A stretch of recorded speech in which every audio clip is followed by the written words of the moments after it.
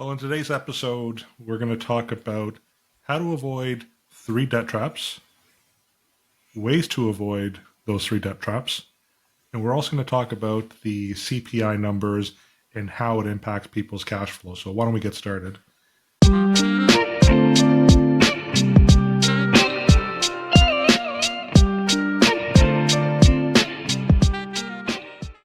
Ryan, today we're going to start off. We have a few things we're going to talk about. Yep. As I mentioned, three debt traps, how to avoid them, and the CPI numbers. But why don't we start with the CPI numbers and some of the recent data that came out, and maybe we can start off with explaining what is CPI. So, would you Yes. like to take over there? Yeah. Well, CPI is Consumer Price Index, and that gives people an indication and it helps measure inflation. So, obviously, Mhm. with today's changing prices in consumer goods, we're feeling it more than ever. And of course, uh, Stats Canada has come out back in July and June and said that, in July, inflation was up to 8.5%, which was down from what June had reported at 9.1. So we're feeling the effect because our dollar isn't stretching as much as it used to. Going to the grocery store, a year ago I was buying 36 eggs for $7.99, and now I'm buying them for $9.29. So Right. just a small example, which is exactly what everybody faces, right? As we work through it, and how, as we walk through today's episode, how we can help in supporting people in taking some control of the things that they're facing, as we all are. So Yeah, and I mean the numbers have definitely dropped from peak. yeah. I believe the most recent number a couple of days ago came at about 3.8%. Prior Mm-hmm. month was about 4. So they have come down, but things are still very expensive. Yeah. You ask anyone to your point who go to a grocery store. Like I don't do grocery store shopping. Carol does, Mm-hmm. um, but I do hear how expensive things are, and I hear from other individuals. So things are costly, and why this is a problem as we talk about cash flow planning is when you have a household who has a fixed income, and many people are living paycheck to paycheck. Mm-hmm. So the CPI increase doesn't impact everybody necessarily the same way. So for a family or an individual who had disposable income before inflation went up, they might have less disposable income. Mm-hmm. So it doesn't really impact them the same as, for example, a young family who they didn't really have disposable income to begin with, and now their basic necessities have gone up in cost. Yeah. 4, 5, 10%. They're the ones that are really impacted right now because of the recent increases. And there's a bit of a vicious cycle Yeah. that I'm finding too with the increases, because you have a lot of employees who are now going to their employers, the businesses, and they're demanding salary increases Mm-hmm. because the price of goods is going up. You need money to be able to afford those necessities. So now individuals are going to their employers demanding an increase in pay so they can cover these expenses, these increased expenses. Mm-hmm. A lot of the businesses, many of them are not in a position to potentially offer increased salary because it's an increased cost of the business. I'm definitely hearing a lot more now than ever, many strike votes and groups going on strike, Yeah. and that has an impact. And I'm not. This isn't a political discussion. I'm not making this political at all. This is just more reality and kind of what we're seeing right now. But the bottom line is, eventually, the employers of the businesses will come to an agreement for an increase in pay, and what that has done now has increased the business's expenses. And who do you think those increased costs gets passed on to? Yeah. The business is not going to absorb it. Yeah. They're passing it on to the consumer. So now all of a sudden The the same the costs cycle. go up, and Yeah. it's the same cycle. I'll even use my brother as an example. So he owns a grocery store, Mm-hmm. and I remember when there was the first major increase with minimum wage. So I asked him. I said, how does this impact your bottom line, or what increase labor costs? What's the number? And he said, at the time it was about $250,000 increase in his labor costs for his one store. Mm. So then I asked him, well, how does that impact your bottom line? And he said, well, it really doesn't impact my bottom line because that increase of 250,000 is just going to get passed on to the consumers. We're going to Mm-hmm. be increasing pricing on produce and food, Yeah. and there really is no impact. So it is a bit of a vicious cycle. So I don't know what the solution is when it comes to the inflation. Yeah. Where I think we're all hoping and praying that it comes back down to that 2%, magic threshold. Yeah. But we're not quite there yet, and I think there's conversations where it might not happen until about 2025. Mm-hmm. But as long as we see this downward trend, that should start to ease some of the pain for individuals. Anything that you want to add to that? Well, I think part of this conversation is really about helping people prevent themselves from maybe just going to the easy, which is credit cards, right? Yeah. And yeah, it is an ongoing cycle that happens with businesses and passing it on. So as far as that goes, I think, for us, setting setting people up for success is really talking about the issue and maybe providing a few tips that may help them along the way when it comes to their cash flow, and making sure they're not taking advantage of some of the things that obviously happens. And one of those things is obviously a debt creating a debt trap for Mm, yourself, right? yeah. And getting into a place where you're using your credit card more than you normally would, and how you can, you know, get out of that cycle of abusing a credit card, but also at the same time taking advantage of it, because for a lot of people it can be a great way to increase their credit score, and by continuing to have a healthy credit score, it will help them down the road when it comes to applying for mortgages or loans, taking advantage of interest rates if you need to buy a car, things like that. So I think one of the first things that people get into is obviously the debt trap, right, and abusing credit cards. So So what you're saying is that is one of the first three debt traps we're going to talk about that's is correct. abusing credit cards.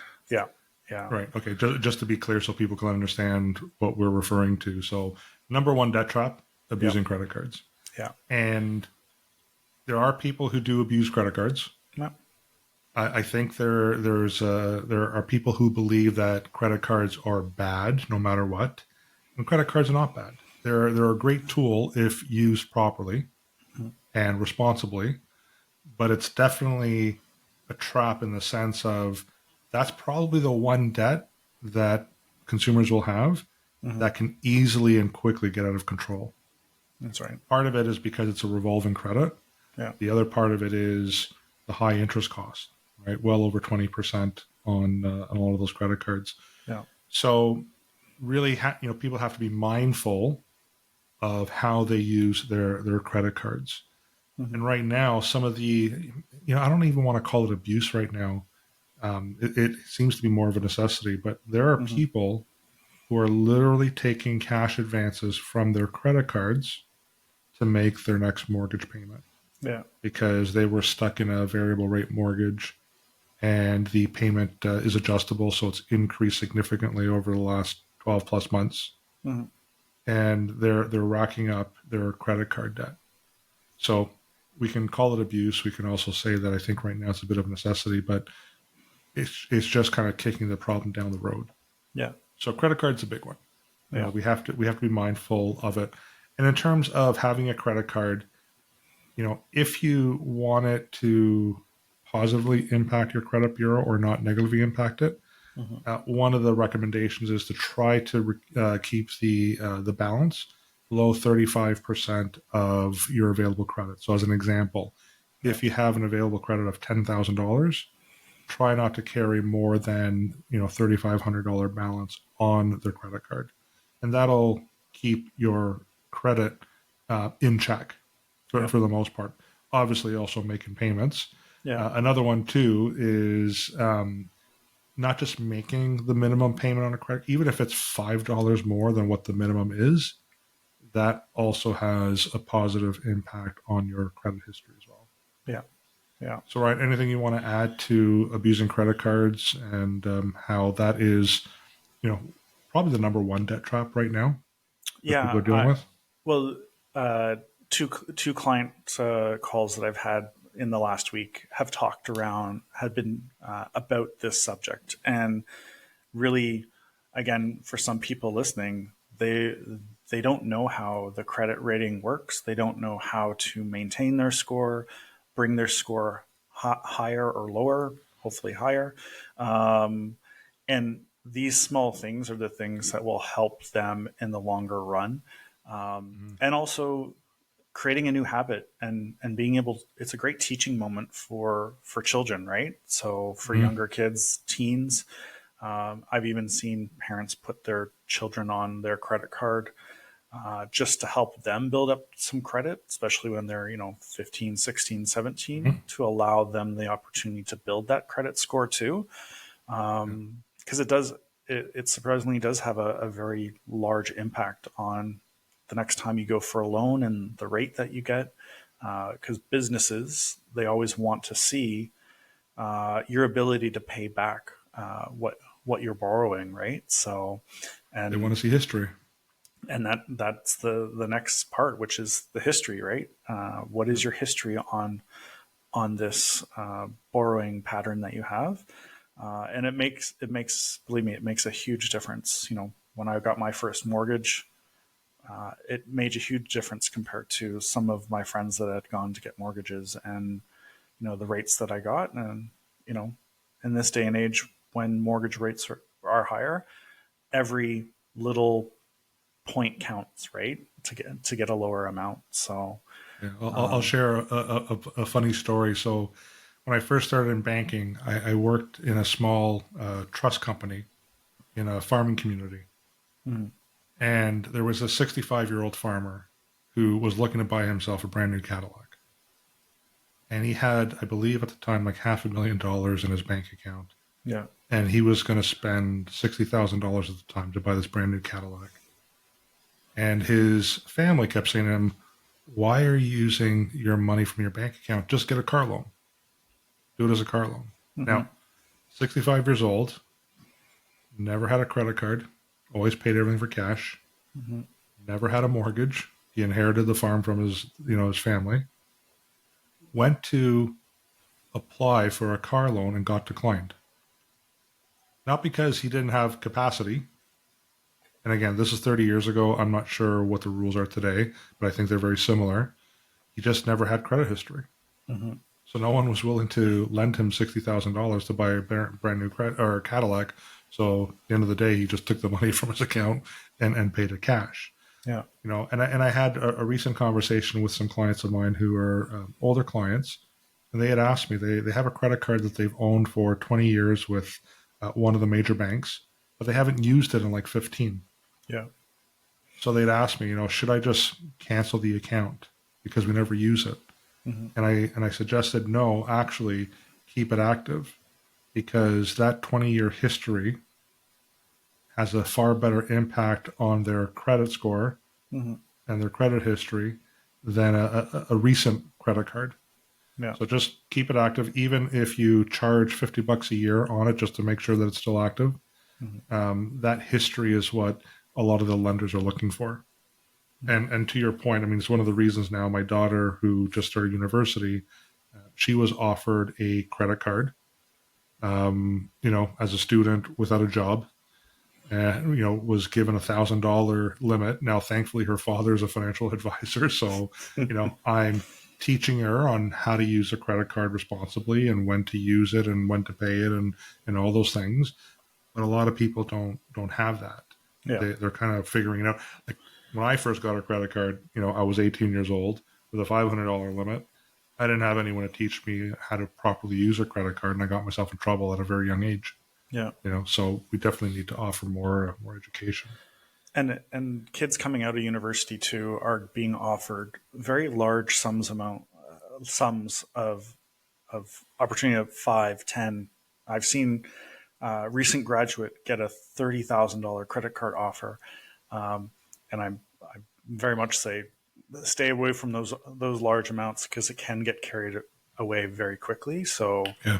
Yeah. encouraging people to talk to the right people to make sure that that amount is the right amount, just simply to help you collect points to fly away somewhere, but at the same Yeah. time that you're paying it off and that you can afford what you're buying. So, which Yeah. kind of leads to the second debt trap that often Well, people. before we get to that, I actually just want to share one more example, and then we'll get to the Yep. second debt trap.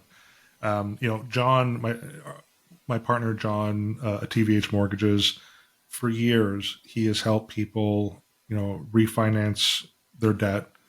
Many people got themselves into trouble again with their credit cards and whatever else. So he would do a refinance, clear everything up, Mm-hmm. free up cash flow for them. And then the clients, and this happened on more than one occasion, they would go into the bank to sign the mortgage agreement, Mm-hmm. and guess what they were being presented with? A new Right. credit card, New credit card, likely. Yep. right? And they would call us and they say, we just canceled all our credit cards. Yeah. We got ourselves in trouble because of credit cards. We cleaned everything up, yet we're being offered a $20,000 credit card. What do you think? Mm-hmm. And usually our response was, you have a credit card which you've maintained. Yeah. We've asked you to lower the limit on it so you don't get yourself in trouble. Decline the offer. Yeah. But unfortunately, many times people would still accept the offer. 5 years later, guess what? They were back in that cycle, Mm-hmm. not able to manage their debt and back to looking at refinancing their debt again. Yeah. So we definitely, we offer advice. We try to guide people through these situations. Yeah. But the bottom line is, people also have to kind of follow through with recommendations and And, do their yeah. part. Walk away from temptation. Again, banks have a very good job of wanting to keep people in debt, and we want to ensure that people are taking the right steps to be able to achieve their goals instead of being kind of locked into what what the banking system has kind of created for a lot of people. So You yeah, you think the banks really want people to be in debt? The banks are happy collecting 22% interest on money that they've lent out. yeah, Oh. very much so. All right. So Well, why don't you lead us into the second debt trap then? well, the second debt trap, like I alluded to, was about spending more than you can afford. And again, it's really important to understand what's coming in and what's going out. We're not here to create heavy budgets for people, but just understanding, what is coming in as far as your income and what is being put out. And I get caught in the value villages and the dollar-ramas quite often, and before you know it, you've spent much more than just simply a dollar. Mm. They should rename it the $100 store, because that's what you seem to walk out of every time you go into the dollar store. So, there's the importance of creating a cash flow plan, Mm. and Jim, you obviously can create some great scenarios for people that have helped, that you've helped, and even myself helped in helping people support and understand that. So, Yeah, it's again, it's the discussion about awareness. So mm-hmm. there are many people who don't really track their income and their expenses. They just see money coming in, money going out, and then they don't understand why there's nothing left at the end of the month, Mm-hmm. or why their debt is slowly increasing, their revolving debt. Yeah. So, some of the work that we've done recently, with me getting my certified cash flow specialist designation, Mm-hmm. now I'm, working with some clients specifically on behavioral cash flow planning. And it's amazing, when you start to input all the information, or I ask someone to start gathering the information, Mm-hmm. they have that holy moly kind of reaction. Didn't realize I was spending so much money on X. And again, our process isn't about deprivation. Our process isn't about saying stop buying your coffee or stop, eating out or enjoying life. Really, it's just adjusting the spending behavior, Yeah. and that takes a bit of time. Hmm. But part of the process is to really have a clear understanding of where your funds are going, what your monthly committed expenses are. Yeah. And the committed expenses, those are, again, non emotional. They're not really risky in the sense of you can't really overspend. Like your hydro bill is your hydro bill, your cell phone bill is your cell phone bill. Where there's the risk in terms of overspending is on the spendable side of the equation, Yeah. right? And those are more emotional expenses, not really tracked in any way. So you eat out somewhere, and that's an area that I've seen a significant increase in cost too as we go back to CPI numbers. But that can get out of hand if you don't track it. So to have a spendable amount for the week Hmm. for all of your spendable expenses and kind of staying within that range will help find money to be able to put you in a better situation in the future, Yeah. i.e., paying down some of the revolving debt. So that's definitely an area that we can and have been helping people with recently is just the awareness of where their money is going. Yeah. Yeah. Right?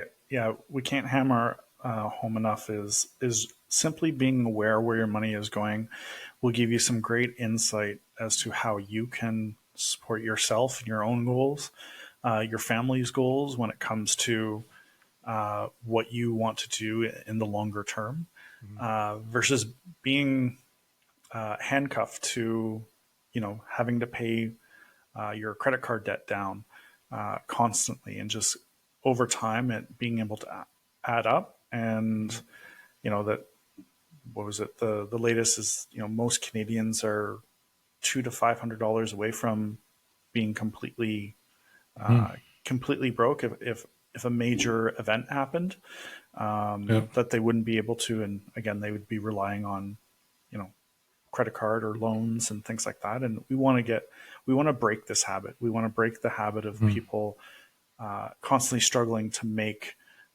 the next payment because they're finding money from other places. So, Mhm. and that's, again, it's us helping support you and and creating a new habit, right? Mhm. So creating change. So Yeah. And that'll take some time, and yeah, it does take a bit of work. yeah, The good news is, people don't have to do it by themselves. yeah, We can help them with the process based on our experience, based on our education, based on the program that we have to offer. We have the educational component as well. We'll get to that at some point. yeah, But yeah, there is hope, and even though I say that there's hope, we can't necessarily help everyone. hmm, But a good starting point is let's start collecting the data and let's see if we can help you, yeah, find ways to help you. So yeah, So I think this kind of leads to the third debt trap, which is not having an emergency fund. yeah, And I think this is somewhat controversial in a sense of different people believe you should have, different amounts set aside as an emergency fund. hmm. Where the emergency fund is really important is, again, if you have sorry, was it Mike Tyson who says you get punched in the face? You Everybody know, has everybody has a plan until you get punched in the face. So right. So you have a punch in the face scenario, financially speaking. yeah, Um, how are you going to deal with it? yeah, All of a sudden you have a leak in your foundation, or there's a leak in the roof, or your car breaks down. There's all these scenarios. Again, another debt trap is people might just load up on their credit card to say, "Well, it's $5,000. I don't have $5,000, so I'm just going to put it on my credit card and pay 22%." yeah, That becomes very costly. So I think it's really important to have an emergency fund. hmm, The question is, again, how much, and for people who are struggling to save, how do they even go about building an emergency fund? yeah, So I know one time at another episode you'd asked me what my thoughts were in terms of how much a person should have, yeah, and my response was and still is something is better than nothing. yeah, Right? Put something away. yeah, It's difficult, when we try to put these plans in place to go to someone and say you need to have 6 months of your income set aside as an emergency fund. yeah, That's a big chunk. Mhm. to try to chew on, right? So what I would suggest is start small, small little bites. So first, see if you can set aside a week's worth of emergency fund, a week's salary worth of emergency fund, Yep. and build that out. Try 2 weeks, a month, 2 months worth. Right over time, it'll get easier. Um, so that's really my recommendation in terms of how to try to set money aside for emergencies. Yeah. Just do it in small chunks. Yeah, and that small chunks for a lot of people may only be just $10 a week, right? And Hmm. we've said in past episodes, the pay yourself first. Yeah, So being able to put that aside, not having to worry about it, allow it to grow in whatever way possible, but having a secondary account is just simply for emergency fund. For some yeah, people, it's $10, $25 a week, or $100 a yeah. month, whatever is best for you and your family, and allow that to grow. High interest savings account, TFSA, have it grow, tax free, and before you know it, 2 3 years will pass by, and suddenly you've built yourself up a you know simple savings account, and you have that emergency fund for if, God forbid, something happens, like a leaky roof or something happens to your car. So Mhm. you don't feel the pain as much in your pocket because you've put it aside, right? So, Well, it's the forced saving strategy. yeah, Um, it needs to be automated as well. yeah, So it can't be a manual process where you're manually making a contribution in your savings account. You need to set it up as an automated process. yeah, And you might feel the pain after, the first month, 2 months, because you're putting aside the $100 a month or whatever that number is. yeah, But eventually you will adjust and eventually it will become easier.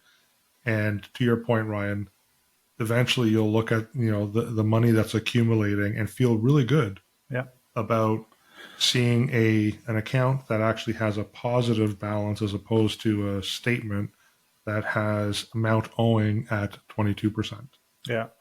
And Right? for parents too, getting your kids started on things like this early, whether it's, they get their weekly allowance, yearly allowance, gifts for birthdays and holidays and stuff like that. Teaching your kids to put away a portion of that for a goal of something that they want to purchase, and also creating their own little emergency fund. And that way you're creating a habit Mhm. for younger people, so they know. Because again, as much as I've seen the latest on what they're teaching kids in school, and it's still, these simple basic things still aren't being taught properly Mm.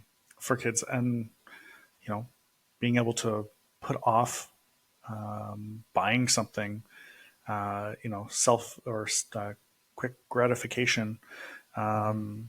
being able to put them off until a later date, or to really think through whether that was an important purchase. So Yeah.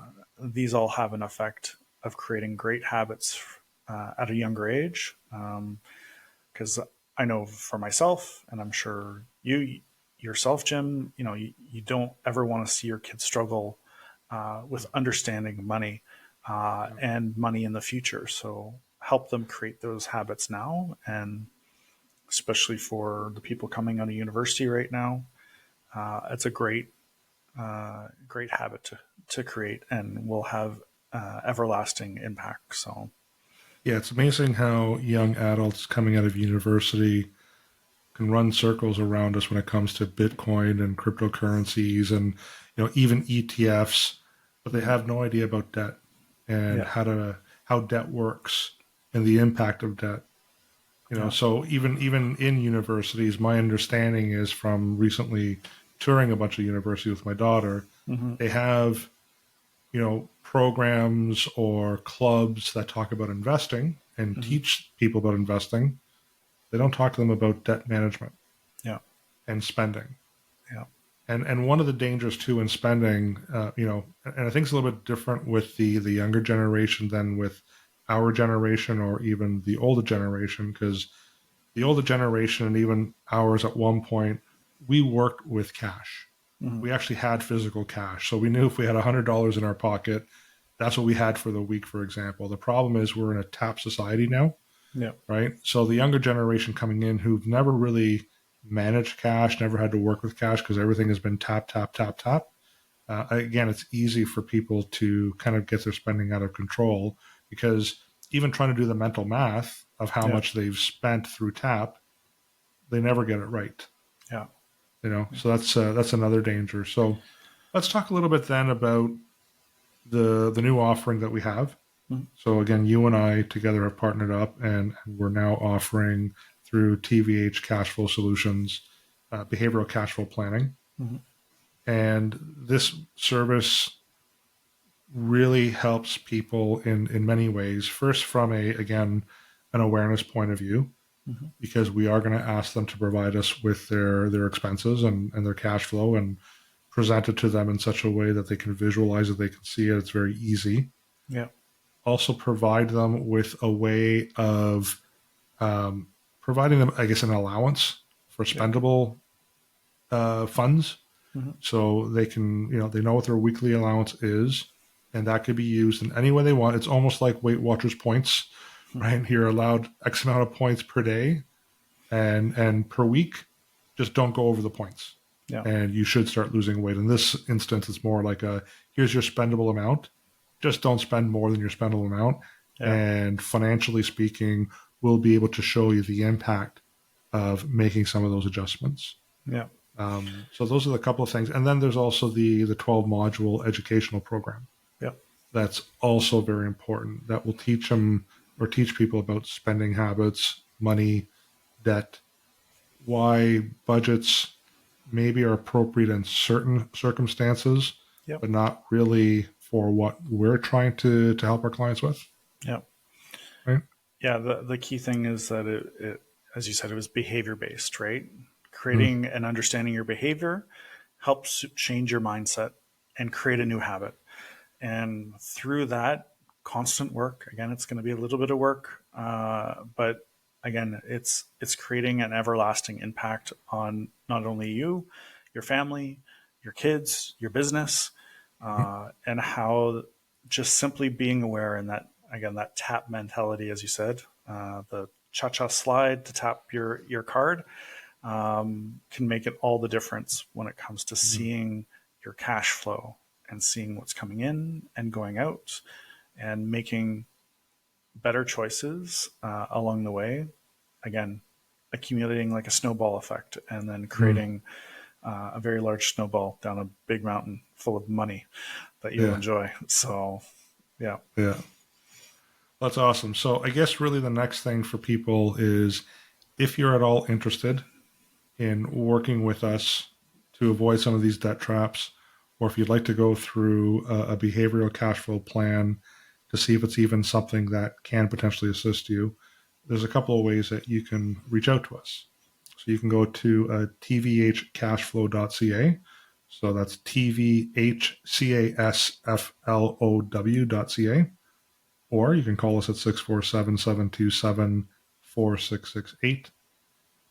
And finally, you can also email us at cashflow solutions. That's CACHEFLO solutions at tvhgroup.ca. So those are ways that you can reach out to us. We encourage you to like and share this. Share it with family members if you know anyone who's struggling financially and they're looking for some assistance and they're looking for potentially a way out. We encourage you to also share this information with them, and we'd be more than happy to assist anyone who requires our help. Ryan, any final thoughts?